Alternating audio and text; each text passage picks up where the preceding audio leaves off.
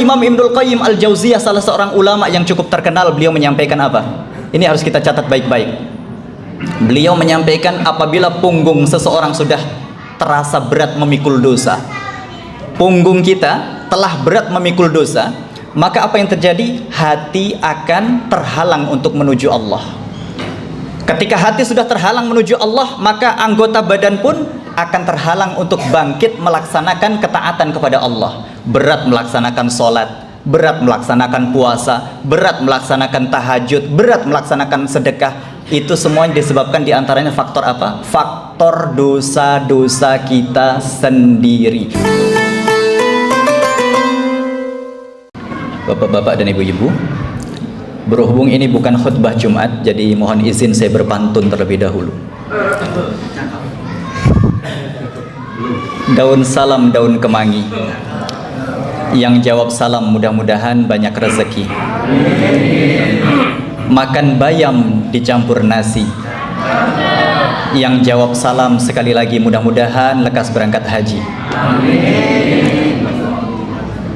Assalamualaikum warahmatullahi wabarakatuh.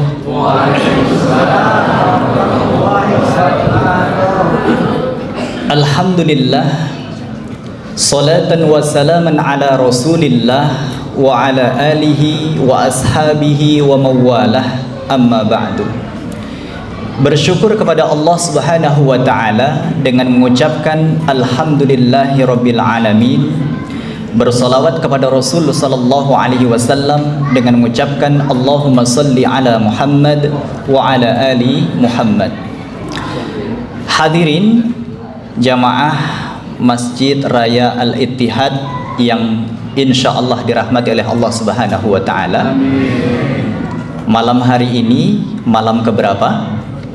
Malam ke-23. Ini artinya malam yang spesial. Kenapa spesial? Karena malam ganjil, betul apa tidak? Maka bapak-bapak dan ibu-ibu, sesuai tema malam hari ini kultum kita, temanya adalah babak final. Ya, memasuki babak final Ramadan. Kenapa kok memasuki atau babak disebut, kita menyebutnya babak final Ramadan? Karena kalau berbicara kebaikan, berbicara amal solih, maka apa yang Allah sampaikan di dalam Al-Quran, Allah menyampaikan fastabiqul khairat, berlomba-lombalah kalian dalam kebaikan. Di bulan Ramadan ini banyak kebaikan yang Allah perintahkan untuk kita kerjakan. Maka tugas kita sebagai seorang hamba berlomba-lomba. Dan saat ini kita sudah masuk 10 hari terakhir di bulan Ramadan, maka disebutnya babak final, babak penentuan. Maka jangan sampai, mohon maaf, jangan sampai hidup ini dibolak-balik. Jangan pula sampai terjadi pada diri kita semangat ibadah kita dibolak-balik. Dibolak-balik bagaimana Pak Ustadz? Dibolak-balik tuh maksudnya begini. Awal Ramadan, Masya Allah semangatnya luar biasa. Padahal itu baru mulai pertandingan, semangatnya luar biasa. Tetapi di sisi lain, ketika sudah Ramadan akan berakhir, kok malah hilang semangatnya. Padahal akhir atau 10 hari terakhir ini adalah babak penentuan. Maka kalau Ramadan di awal saja kita semangat, maka seharusnya bagaimana? Seharusnya di pertengahan Ramadan kita lebih semangat, di penghujung Ramadan lebih semangat lagi. Setuju atau tidak? Maka bapak-bapak dan ibu-ibu sekalian yang dirahmati oleh Allah subhanahu wa ta'ala, mari kita jadikan 10 hari terakhir ini menjadi hari-hari yang istimewa. Mari semangat kita lebih kita tingkatkan lagi. Pertama, dikarenakan 10 hari terakhir ini adalah babak final, babak yang menentukan apakah kita layak menyandang predikat takwa dari Allah subhanahu wa ta'ala. Maka kita harus berjuang. Karena untuk mendapatkan predikat takwa itu memang nggak sembarangan, nggak gampang. Makanya Allah ulang Ramadan setiap tahun. Agar apa? Agar yang gagal mendapatkan takwa pada tahun ini masih bisa ada kesempatan tahun depan. Masalahnya Bapak Ibu sekalian, kalau kita tidak berupaya berjuang antara hidup dan mati di akhir Ramadan tahun ini, maka belum tentu tahun depan ada kesempatan bagi kita. Ramadannya memang masih ada tahun depan, tetapi apakah kita yakin bahwasanya kita akan hidup sampai Ramadan yang akan datang? Kan belum tentu. Umur kita nggak ada yang tahu, maka mari, mumpung masih ada kurang lebih 7 hari lagi, kita maksimalkan perjuangan kita di penghujung Ramadan ini. Karena ketika kita sudah menyandang predikat takwa, Allahu Akbar, disitulah semua pokok kebaikan itu akan Allah berikan. Allah Subhanahu wa ta'ala berfirman, innalil muttaqina mafaza, sesungguhnya hanya orang-orang bertakwalah yang mendapatkan kemenangan. Muslim saja nggak cukup membuat kita masuk surga, iman saja nggak cukup membuat kita masuk surga. Yang bisa mengangkat derajat kita di sisi Allah dan meletakkan kita di posisi tertinggi di surganya Allah Subhanahu wa ta'ala, manakala apa? Manakala kita sudah berusaha menjadikan diri kita bukan hanya sekedar muslim, bukan hanya sekedar beriman, tetapi juga bertakwa kepada Allah, menjalankan perintah-perintah Allah, meninggalkan larangan-larangan Allah. Sampai di sini setuju apa tidak? Setuju.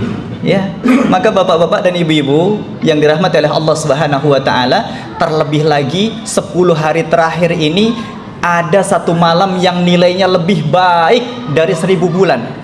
Ya, ini jangan sampai kemudian kita sia-siakan. Ini malam ke-23, masih ada malam ganjil berikutnya. Kalau bisa malah setiap malam kita sapu bersih untuk iktikaf, lebih afdol. Ya, jangan sampai kemudian kita termasuk golongan yang nanti ketika Ramadan selesai menyesal kita. Ya, menyesal gara-gara apa? Menyesal gara-gara kita tidak maksimal, tidak memaksimalkan waktu yang telah Allah berikan kepada kita. Bapak Ibu yang dirahmati oleh Allah Subhanahu wa ta'ala, waktunya habis? Masih? Kalau masih saya lanjutkan. Kadangkala kan ada yang begini, ya. Tapi Pak Ustadz, saya entah kenapa kalau di penghujung Ramadan ini kok bawaannya males gitu. Bawaannya semangat untuk tarawih berkurang, semangat berpuasa berkurang, semangat untuk sedekah kok menurun. Ada nggak yang mengalami seperti ini? Kalau misalkan nggak ada, saya yakin penuh ini Masjid Al-Ittihad. Ya, hari ini banyak saudara-saudara kita yang merasakan sholat terasa hampa, sedekah tidak terasa nikmat, berzikir apalagi. Yes, pokoknya ibadah hanya sekedar ibadah, sholat hanya sekedar sholat, terasa nikmat nggak tahu. Baca Al-Quran sekedar baca, apakah bisa merasakan lezatnya membaca Al-Quran? Belum tentu.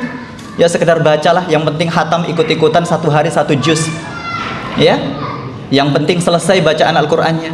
Bukan salah, tidak, tetapi kurang sempurna. Kadangkala kalau kita tidak merasakan nikmatnya beribadah, lezatnya beribadah, kita tidak bisa merasakan nikmatnya tarawih, kita tidak bisa merasakan nikmatnya puasa, nikmatnya sholat tahajud, nikmatnya sedekah. Ibadah terasa biasa saja, hampa. Ketika terasa hampa kita saat menjalankan ibadah, maka disitulah setan masuk. Udah, tarawih masih bisa besok, hari ini nggak tarawih nggak apa-apa, lagian ini kan lagi buka puasa bersama. Ya, manfaatkan aja ini buka puasa bersama dengan sebaik mungkin, tarawih masih ada nanti. Allahu Akbar. Udah nggak baca Al-Quran hari ini nggak apa-apa, masih ada hari esok. Ini kerjaan iblis, mohon maaf. Makanya seringkali kita sudah berazam untuk membaca Al-Quran sampai sehari pun nggak terbuka itu Al-Quran. Berazam kita sholat tahajud, nggak taunya sampai subuh kita nggak sholat tahajud. Allahu Akbar. Maka Bapak Ibu sekalian, kiatnya bagaimana agar spirit atau semangat kita dalam beribadah ini bisa terjaga? Singkat saja, karena memang waktunya terbatas. Pertama, Bapak Ibu sekalian, kalau kita merasa saat beribadah itu hampa gitu ya, tidak merasakan lezatnya ibadah, atau bukan hanya tidak merasa lezat, tidak bisa merasakan lezatnya beribadah, bahkan ada di antara kita yang sudah mulai malas beribadah, maka yang pertama pesan kami adalah perbanyak istighfar dan taubat, minta ampun kepada Allah segera mungkin, sesegera mungkin. Jangan pernah kita merasa nggak punya dosa, Bapak Ibu sekalian. Ya, mata kita ini akibat gadget, akibat handphone banyak dosanya. Karena maksiat di handphone nggak kita undang datang sendiri, betul apa tidak? Ya, tangan kita, lisan kita, lisan ini kadangkala asal nyerocos aja kalau sudah ketemu kawan, ya, ketemu teman yang asik diajak ngobrol, akhirnya ngalor ngidul ngobrolnya, ngomongin kejelekan orang lain, dosa lagi kita. Tapi sayangnya kita kadangkala nggak sadar. Gara-gara nggak sadar apa? Akhirnya kita tidak beristighfar, tidak mohon ampun kepada Allah atas segala dosa-dosa kita. Kan ngeri. Padahal Imam Ibnul Qayyim Al-Jauziyah, salah seorang ulama yang cukup terkenal, beliau menyampaikan apa? Ini harus kita catat baik-baik. Beliau menyampaikan apabila punggung seseorang sudah terasa berat memikul dosa, punggung kita telah berat memikul dosa, maka apa yang terjadi? Hati akan terhalang untuk menuju Allah. Ketika hati sudah terhalang menuju Allah, maka anggota badan pun akan terhalang untuk bangkit melaksanakan ketaatan kepada Allah. Berat melaksanakan sholat, berat melaksanakan puasa, berat melaksanakan tahajud, berat melaksanakan sedekah. Itu semuanya disebabkan diantaranya faktor apa? Faktor dosa-dosa kita sendiri. Makanya kalau kita malas, jangan jauh-jauh evaluasinya, cukup evaluasi diri kita sendiri. Apa ada yang salah dengan diri kita? Ya, sedangkan ulama-ulama terdahulu, masya Allah, mereka yang rajin tahajud, hampir setiap malam tahajud, bukan hampir lagi, setiap malam. Generasi salaf itu kebiasaannya adalah sholat tahajud, bangun malam sebelum subuh untuk sholat sunnah tahajud. Suatu ketika ada salah seorang ya yang kemudian nggak bisa bangun malam, tahu-tahu begitu bangun sudah subuh.